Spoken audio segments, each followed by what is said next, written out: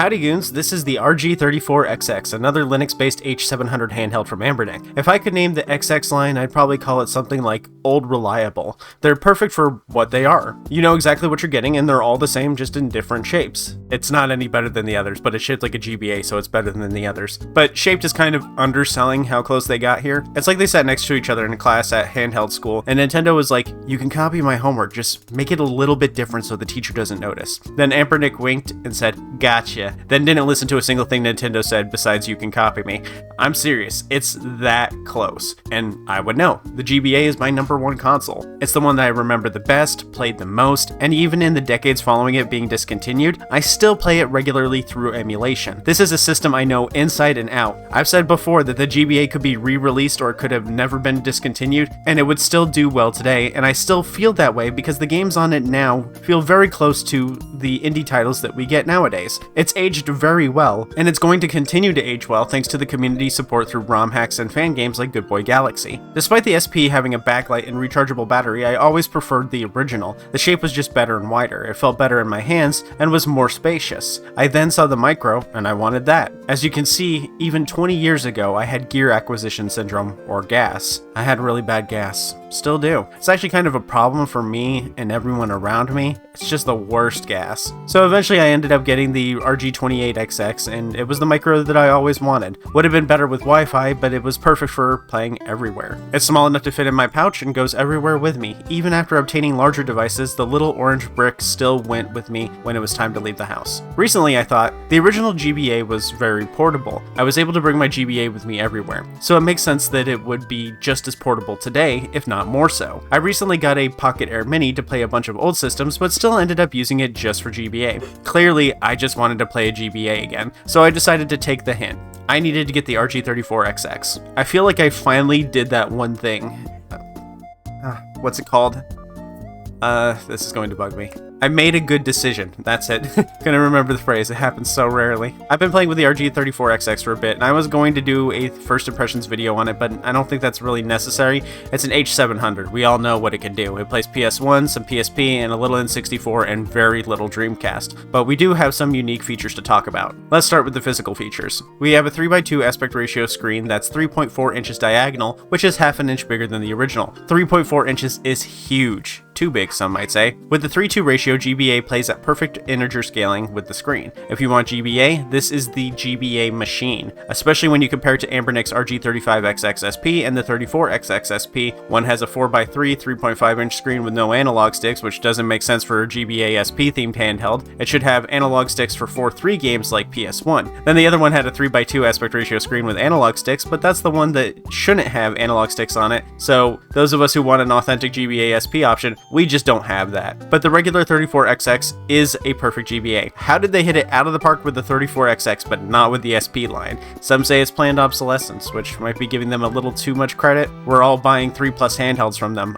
Alone, I have 5 specifically from Anbernic. They definitely don't need to trick us into buying anymore. We just buy it anyway. Next we have 4 face buttons, an A and B that's on the larger size, and 2 smaller ones at the top for X and Y. The top 2 are unlabeled and match the color of the shell. Visually, this aspect is the only thing that immediately gives away that it's not an original GBA. It has the effect of someone seeing it, thinking you're playing a GBA, then they do a double take after seeing the extra buttons on the face. We have a mono speaker like the original, 2 tiny select and start buttons, and a D-pad. The directional pad is very stiff. Hopefully it gets broken in over time. I've had it for over a month and it hasn't broken in yet, but you know, maybe it will eventually. I'll have to compare it to an original GBA if I ever get one. If they're the same size and shape, I could probably just swap it for an aftermarket of the original for an easier to press D-pad, but that's work, and I'll probably forget I said this shortly after the video goes up, and I'll just suffer through it. I'll end up breaking it in eventually. On the bottom we have a power button instead of a switch, headphone jack, and the volume wheel isn't really a wheel. It's wheel shaped, but it only flicks left or right, then snaps back to its original position. I recently picked up a $10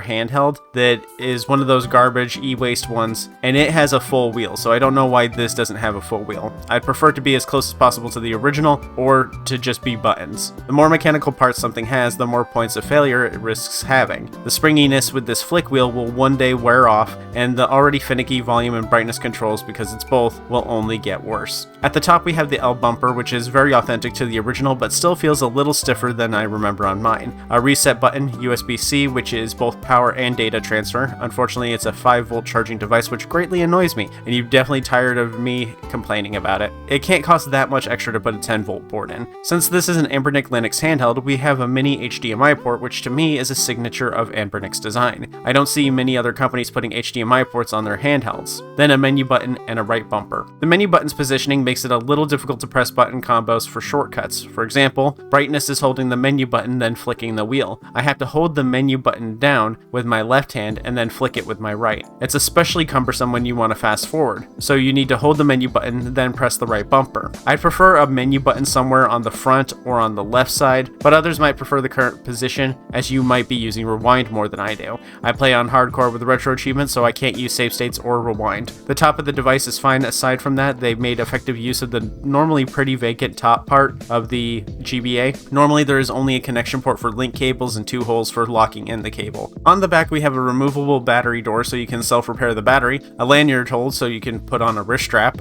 I love this little hole. All handhelds need a little hole like this. The back shelf of the device has 2 micro SD slots and 2 more bumpers for L2 and R2. This shelf was present on the original, but it was where the cartridge slot went. Since the micro SD slots are effectively our games, they have them in the shelf, which I think is pretty cute. The extra bumpers are positioned perfectly. When resting my fingers on the shelf, my fingertips land perfectly on the L2 and R2. They're a little small and stiff, but you won't be pressing them ever unless you play PS1, and even then you won't use them much. Lastly, on the sides is the 2 plastic rails that are a big part of the GBA's design. I don't know what function they have, but they're definitely a key aesthetic of the original. Overall, I'm a huge fan of this aesthetic and the modern conveniences that they added on. They did an excellent job combining modern features and classic design. When I think Anbernic handhelds, this is what comes to mind. No notes. I think they nailed what they were trying to do and in a creative way. Wish the D-pad was softer. My thumbs have been pampered by analog sticks, so I can't stand a tough D-pad. The Pocket Air Mini still has my favorite D-pad. As for portability, it's perfect. Some said they wish it had an analog stick, maybe for PlayStation or PSP, but when you add an analog stick, you instantly get rid of a lot of the portability the system has. It wouldn't rest flat in the pocket, and the sticks could be damaged by your thigh or pocket pressing the stick in, or in different directions. I think it's much more important that it has a good D-pad, which it doesn't, but at the least, it's very pocketable. It won't fit in women's tiny jean pockets. I do think this is the perfect level of pocket friendliness though. It's much larger than the RG28XX while still being very flat. If it were able to have multiple Wi-Fi connections in it like an Android device can, this would be my new EDC. Unfortunately, it does not. It is held back by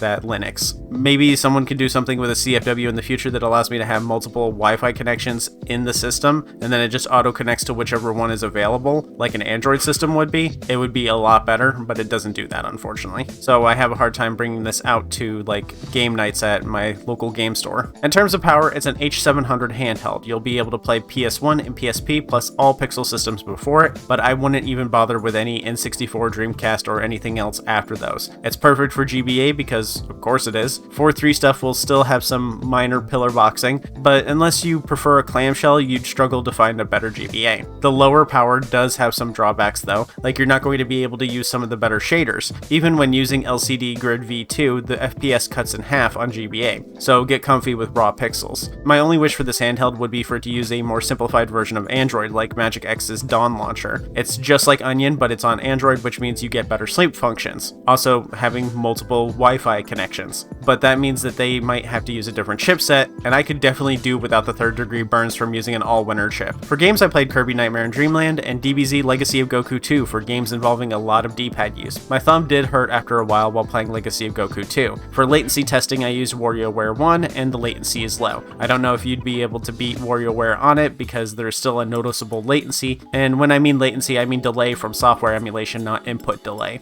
It's on Linux though, so it's less latency than Android, so if you care more about accurate emulation but don't mind a lack of shader power, then the RG34XX is good. As for CFW, we used MuOS, which has the fastest boot at 13 seconds. When you're using this as an EDC PC, you want the fastest boot possible, so MuOS is good for that. You can get faster start times if you enable save states or deep sleep or whatever. Like I said, I can't use those features because I'm a big scary hardcore retro achievements gamer. Who is this for? The first and most obvious is for people who grew up with the GBA and think the original's form factor is better. There aren't many of us apparently. I said I hated the SP form factor a while back and I got looks like I ripped cheeks in the DMV. The next person I would say is anyone who wants an incredibly pocket-friendly handheld balanced with a big size. Someone who wants an EDC that doesn't skimp for the big boys with the big boy hands out there. If you have to have analog sticks, maybe check out the 40XXH instead. I'll be real though, this one definitely isn't for everyone. This is 100% a nostalgia machine, and you got me. I'm very nostalgic for the original Game Boy Advance. Pokemon and RPG gamers might be better off with a vertical handheld so you can play one-handed. Retro enthusiasts might prefer something with more power for shaders, and for budget gamers, this isn't it. After shipping, it'll be around $75, which is about the same as what I paid on Amazon. This is really a nostalgia or novelty device, and they hit me right in my nostalgias with this one. What games and systems are good for it? The D-pad is a little small and stiff, and I don't know if the D-pad can be broken in. The diagonals aren't accidental for me, so you could play more movement-intensive stuff, but I think for the most part, this is an RPG machine. Some action RPGs that are a little slower will be good on here, like the Mana games, but faster stuff, like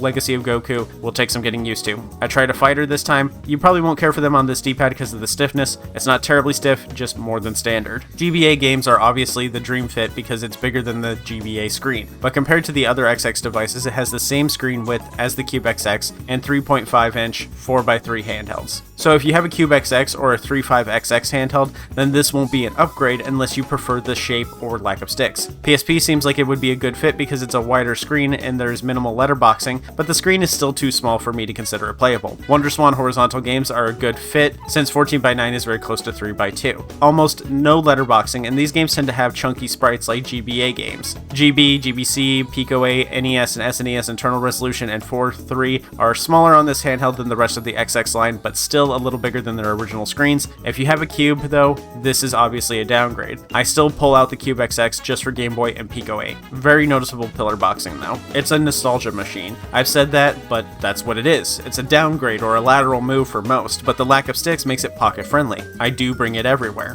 What are some alternatives? It's been a year or two since the release of the RG34XX, and we have quite a few more 3:2 ratio options, like the 34XX SP, which is an SP version of the handheld and has analog sticks. I recommend getting that one for something more pocket friendly if you don't mind the SP form factor. Being a flippy-do, it protects the screens and sticks. The Magic X135 is a more powerful 3x2 handheld, only has a left analog stick, but has two D-pads making it better for WonderSwan and vertical shmups. It's a very unique and quirky device. I recommend watching a review before considering it because it's very much for a specific kind of user. The Pocket Air Mini has been a great system for me, but it's not pocket friendly despite having pocket in its name. It's very powerful for its $100 price tag. I think it's higher now. Huge screen for 4.3, small sticks. I have a review for this one. I might not use it out of the home much, but it's still a great handheld, and despite my shell cracking, INEO has been very nice about sending me a replacement, no charge and no questions asked. But the cracks have been getting worse over time. I'm waiting for it to fall apart honestly before I replace the front shell. The upcoming Game MT